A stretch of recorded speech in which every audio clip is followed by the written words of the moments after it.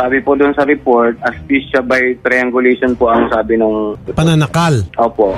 Ako po ay magbibigay ng 500,000 pesos cash kung kayo po ay makakapagbigay ng importanteng impormasyon that will lead kung sino man tong suspect. Nawawala po sir yung cellphone niya.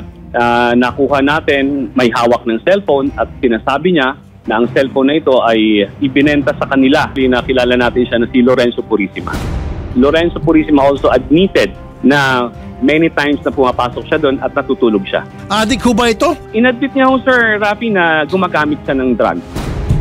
Yun na yun. Alam na this.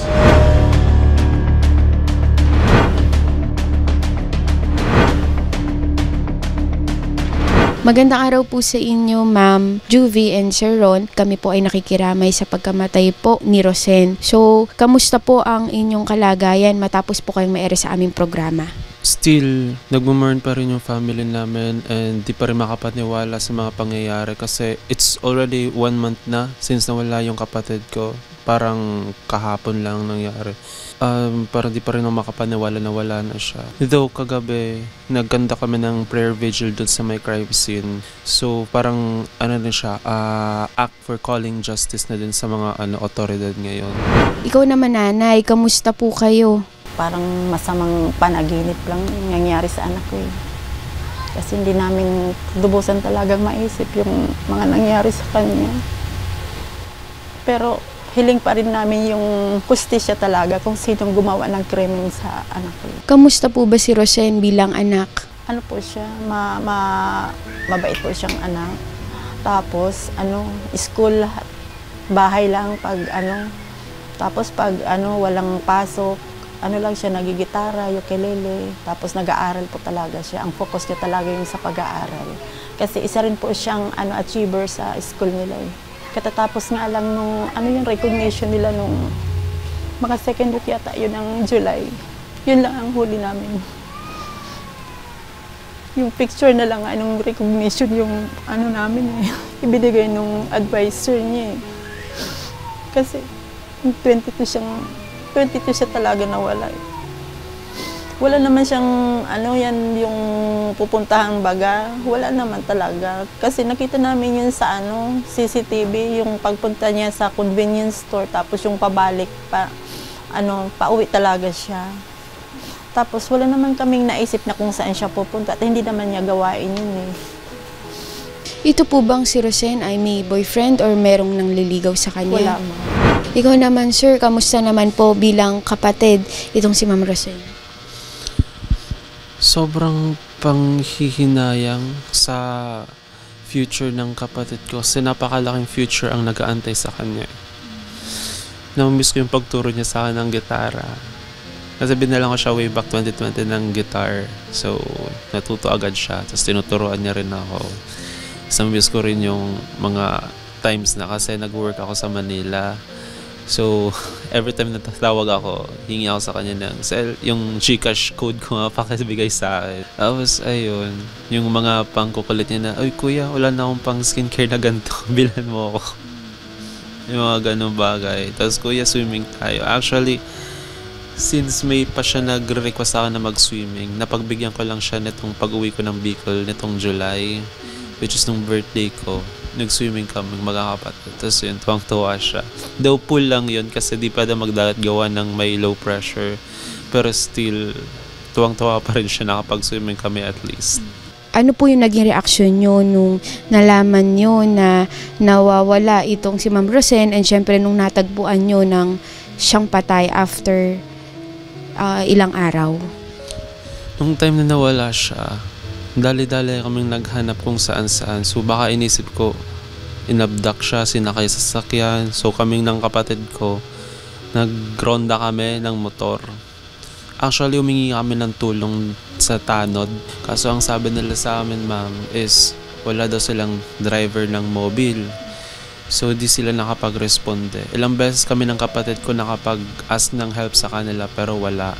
Sila magaling din sila doon. Pero wala din silang ginawang action and same reasons lang yung ginawa. So until 2 in the morning or 3 in the morning kasi sobrang lakas din talaga ng ulan nun eh. Naglibot-libot kami sa buong syudad until sa mga karatig na baluarte ng Bicol. Wala kami natagpuan. Paano ba siya natagpuan na patay na? Pumunta dito si Lola Leti, yung kapitbahay namin. Ang sabi, may nangamoy daw, umiiyak na siya. Ako naman, dali-dali akong pumunta doon. Thinking na, sabi ko, hindi to yung kapatid ko. Hindi yung kapatid ko. Hanggang nakapasok na ako doon. Tapos yung damit, same. Pero yung katawan niya is parang bloated na siya. So sa ngayon po, nanay, ano po ba yung gusto nyo pong mangyari dito po sa case po ni Rosen? Hustisya talaga ang gusto namin. Mapanagot yung kung sino ang gumawa ng krimen sa kanya. Yun ang gusto namin. Kasi napakasakit eh. Inusinting bata eh. Walang kayang itanggol yung sarili niya eh. Hustisya po talaga ang ano namin. Gusto namin mapanagot yung dapat na gumawa sa kanya. Kayo po ba ay merong idea kung sino yung gumawa or wala talaga? Wala po. Wala naman kaming kaaway sa pamilya. Sana mabigyan na ng agarang hustisya ang pagkawala ng aking kapatid. Kasi naniniwala akong hindi lang to isang tao, hindi to kaya ng isang tao. Mahigit to sa 2 o 3. Gusto ko yung hustisya at mapanagot yung tamang may sala. Sa mga may gawa nito sa kapatid ko, alam ko may mga kapatid din kayong babae, may mga magulang din kayo, at alam kong ayaw nyo mangyari to sa inyo, kung ano nangyari sa aking kapatid. So please, kung pinapatulog ba kayo ng konsensya nyo, lumitaw na kayo, sumuko na kayo ng kusa, maawa naman kayo. Kung may mga nakita man po, or may nakakita naman po if ever, please, huwag kayong matakot. Tulungan niyo po kami na maisiwalat kung sino yung totoong may sala or any piece of information na kapag makakatulong sa amin to lead para mahuli yung suspects. Huwag po kayong mag-alala dahil si Sir Raffy po ay tutulong po para po dito na makamit nyo yung hustisya para po kay Rosen.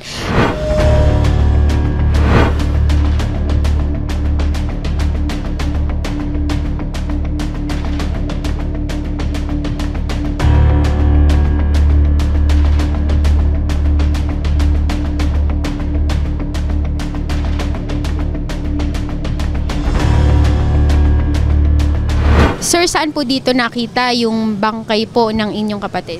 Mismo po dito sa bakanteng loteng ito. So pagpasok dito, sa unahan niyan, para kasi siyang may pa-elevate pang part. So sa unahan niyan, almost dulo nung bakanteng lote, meron doon tumbang poste, basta malaki po siyang parang pundasyon ng bahay. Tapos nandun yung kapatid ko na nasa ilalim. Para siyang nasa-sandwich doon eh. So sir, nung nakita mo itong kapatid nyo po, ano yung itsura niya? Actually, yung katawan nung nakita namin bangkay doon is bloated na siya. Yung tsura niya, nasa state of decomposition na, lalo na yung mukha, di na talaga siya makilala. Yung kamay niya, wala pa kaming knowledge noon na nakatali pala yung mga kamay at paa niya sa palikod. Yung mukha niya, since di ko nga po alam kung nasunog yung mukha niya or dahil lang sa strangulation, nagkaroon na ng blood cut, kaya nangitim yung mukha. So sir, upon seeing po nung cadaver po ni Rosel, nakasaplot po ba siya or hindi na? Sa pangtaas naman, nakabalot yung kumot. Sa pambaba, naka-pull down yung jogging pants. So iyon po ay kay Rosel talaga? Kay Rosel talaga yung jogging pants. More probably, parang iniwan na lang po yung bangkay dyan eh. Kasi nung pagkaka-retrieve ng body, which is nangamoy lang yung katawan, isang pedicab driver yung nag-report and tanod yung unang nag-responde dito sa bakanteng lote. Sobrang nakakapanlumo po. At the same time, hindi ako naniniwala yun yung kapatid ko. Even up until now. Meron ba kayong mga balita na itong si POI ay matagal nang tumatambay dito sa abandonadong bahay? Siya na mismo nagsabi na tinitirhan niya to minsan kapag may problema siya sa bahay nila.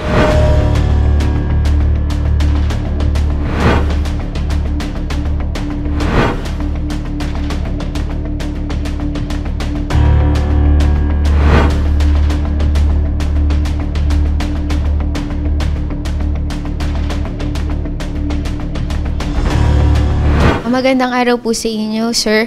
So, regarding po dito sa case po ni Rosel, ano na po ba yung update po sa part po ng NBI? Sa ngayon, kinukulate na namin yung mga evidence na kakailangan na natin para mai-submit ito sa prosecutor's office. Within this week, the latest is on Friday, makakapag-file na tayo. Sa part ng NBI, isa lang ang nakikita natin na may solid tayong ebidensya para mai-demanda yung may kakagagawa nito. However, hindi pa natin sinasarado kasi baka sakaling meron pang mga kasama ito. So, mag-case build up pa tayo. So, upon your investigation po, ito pong POI po na ito ay yung evidence ba laban sa kanya ay matibay na po talaga? Yes, sa ngayon, ang ebidensya kasi natin pointing to one person only. So, hindi tayo pwede magsama ng iba pa. At siya ang nagbenta ng cellphone ni Rosel. Ito lang kasi yung personal belongings ng bata na nawala at na-recover natin ito. Sabi ng mga witnesses natin, ibinenta sa kanila nung POI natin. Regarding naman po dito sa investigation din ng ginawa ng PNP, so paano po ba yung magiging sistema natin para po magdire-diretso na pong ma-file yung kaso? Nag-uusap kami from time to time ng PNP. No? Okay naman sila. At napagkasunduan na magkakaroon kami ng joint filing. So, it's a joint filing of the NBI, PNP, and the Cybercrime Unit ng Camarines Sur. Ngayon nga, hinihintay namin yung ibang ebidensya na dadalhin ng PNP. And then, nakapag-draft na rin kami ng transmittal to the prosecutor. So, iipunin na lang namin. And then, pag okay na, wait to go, pwede na tayo mag-file. Ano na lang po yung mabibigay natin na assurance po dito po sa family po nung victim? Madali na tumatapos para naman sa katahimikan and hustisya na makamit ng pamilya. We will file the case of robbery with homicide. So, pag natapos na yan, so at least kahit pa paano makakamove on na lahat. On behalf of Sir Raffy Tulfo po, po, we would like to thank you po sa inyong agarang pag-action, hoping po na makamit talaga ng family yung justice for her. Kilala niyo po si Renzo Purisima, si Buboy? Ay, hindi po namin alam. Kung tiga saan?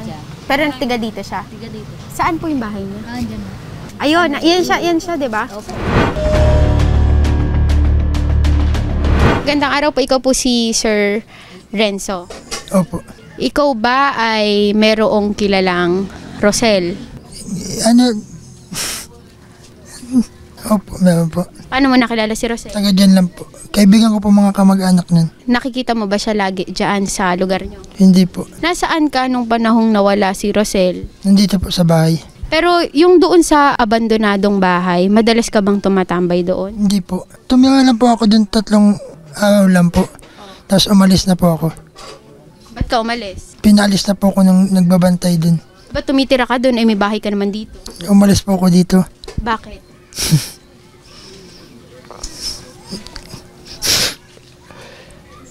Problema po. Sa girlfriend po. Pagkayari nung 3 araw na yun, bumalik ka ulit doon? Hindi na po. Hindi ka tumatambay doon? Hindi po. Pero bakit nandoon yung damit mo? Nakuha na po yun ng matanda. Ano nakuha ng matanda? Nakuha mismo doon sa crime scene? Po, kasama po yun ito. Nagsampay po kasi ako dun sa bakanting bahay. Pagbalik ko po, wala na po yung mga damit ko. So regarding naman dito sa phone na pagmamayari ni Rosel, paano napunta sa'yo? Hindi naman po sa akin yung nakarating, yung cellphone. Sino nagbenta nun?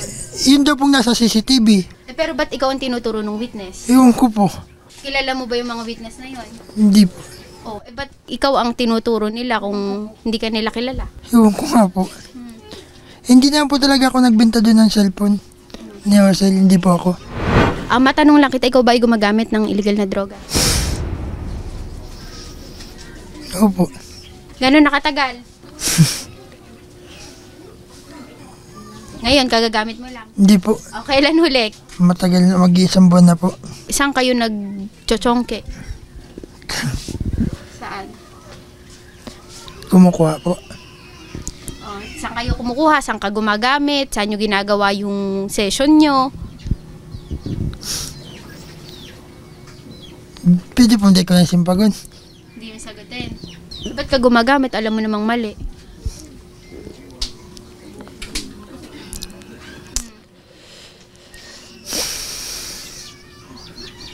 Minsan-minsan man lang po.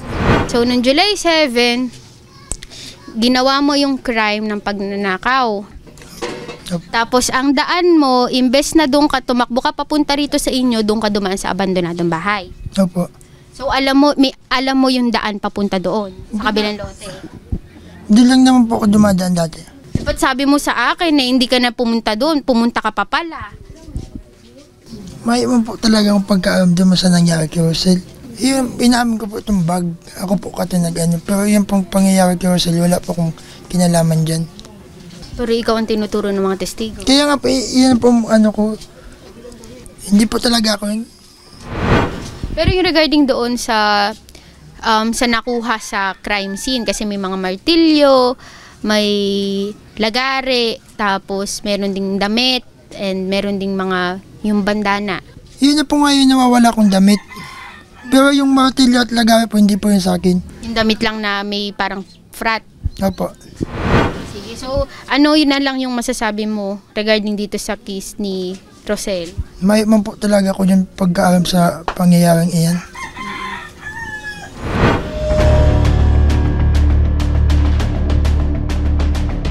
So ma'am, so isa po kayo sa mga witness po dito po sa case ni Ma'am Rosel para doon sa pag-identify nung suspect po sa pagpatay sa kanya. So ano po ba yung nangyari po doon? Ako po kasi hinablutan niya po ako nung suspect, yung bag ko po. Tapos, galing sa Mulave. Tapos sinundan niya po ako papuntang Acacia. Tapos doon niya po ako hinablutan. Ano ba yung laman ng bag mo? Money po, sa 600 pesos. Then, 3 key, set ng keys, tapos suklay, then charger, ayun lang naman. So paano mo na-identify itong si Sir Lorenzo? Ano po kasi, so galing kami sa kanila, nakita ko po yung face niya mismo. Tapos nung galing kami doon, pauwi siya sa kanila. Tapos ako, nakaupo ako nun sa padjak. Nakita ko po siya papalapit. So nakita ko yung face niya. So nung time po na yun, kayo po ba ay nag-report sa any authority or hinayaan niyo na lang? Nag-report po ako, nag-blatter po ako sa PNP sa sa station nila Sir Bengwa. So nung time po, nung hinablot na po yung bag nyo, saan nyo ba siya nakitang lumabas or tumakbo? Doon po sa may sa may bakanting lote po, doon po siya pumasok. Yung bakanting lote na yun ay na-verify mo na doon din nangyari yung crime scene kay Ma'am Rosel? Yes po. After nung nangyari na yun, ito bang si Sir Lorenzo ay nakakaramdam ka ba ulit ng danger sa kanya or hindi na? Yes po, nung pina-identify po sa akin yung suspect, grabe po yung takot na naramdaman ko sa kanya. Pero ngayon, kamusta ka naman? Okay naman na po, kasi sabi nga po nila mahuhuli naman na daw po. So, napapanatag naman na po ako. Okay, kasi yung bag mo ay na-recover mo na or nasa pangangalaga ka pa rin ng PNP? Nasa pangangalaga pa din po ng PNP.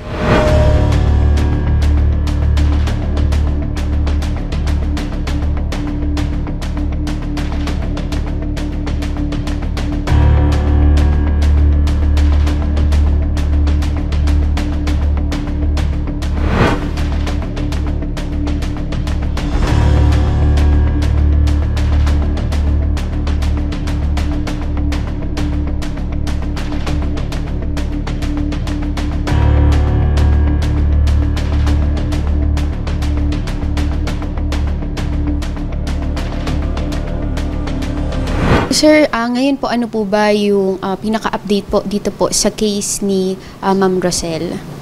Sa ngayon, after a month and 3 days, we finally transmitted to the prosecutor's office yung ating pagsasampa ng demanda kay Lorenzo Purisima. Ito yung POI from the very start na nag-iimbestiga ang PNP and NBI, and then pinalakas natin yung ebidensya na nakakuha tayo ng mga witnesses and the object evidence that we recovered sa mga nagbebenta ng cellphone.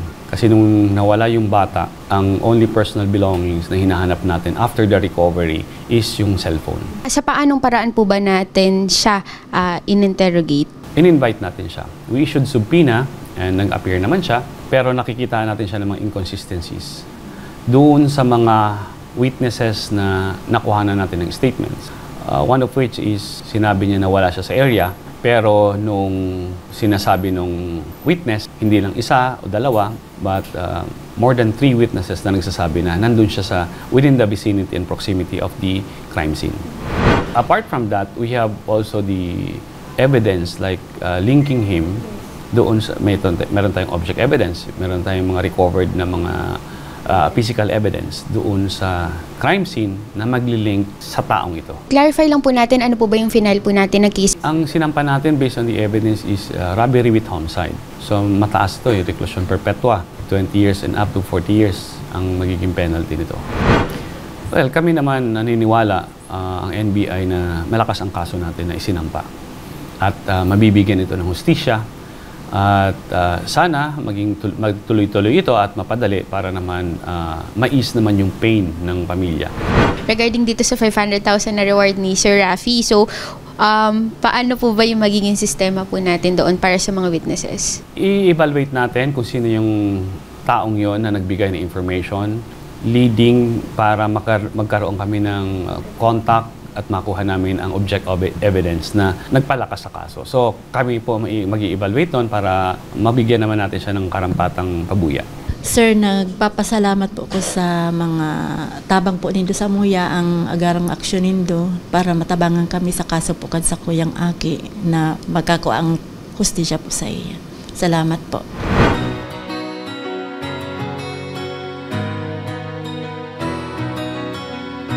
Senator Raffy Tulfo, maraming salamat po sa pag-ere sa amin sa programa ninyo and then sa mga action and then assistance na binigay nyo sa amin para ma-file dire-diretso yung kaso against dun sa suspect. Thank you po. Napapasalamat po kay Sir Raffy at binigyan mo po kami ng pansin para ma-ere itong about sa kaso ng anak ko. Thank you po. Thank you po. Thank you. Thank you. Kahit siya ang mapahiya, ang sarap kapag panatagsan man ng yung tungtungan dahil meron. As promised, ako po ay sumulat ng commendation letter sa inyong director, kay Director Melandro de Limos. And then of course, ito po yung plaque of recognition. Ayan. Ito po especially for you, Agent Robert Joey Ahero. And then not only for you but also for your team. Kasi I understand tumulong din po yung team, yung unit ninyo. And because of that, buong team ng NBI doon sa inyong lugar, ayan po, nagbigay din po ako ng plaque of recognition. Now, meron po tayong pera, 500,000 reward as promised. And siya po yung inyo pong asset na tumulong sa pagtutukoy sa suspect. So, tipster ho siya. This is for you, sir. And salamat po, sir, sa bigay nyo ng tip sa ating mga taga-NBI dahilan para ma-solve yung case. Sana sa ulitin pa, marami pa po kayong maibigay na mga tip and important information sa ating mga kinukulan, particular sa NBI.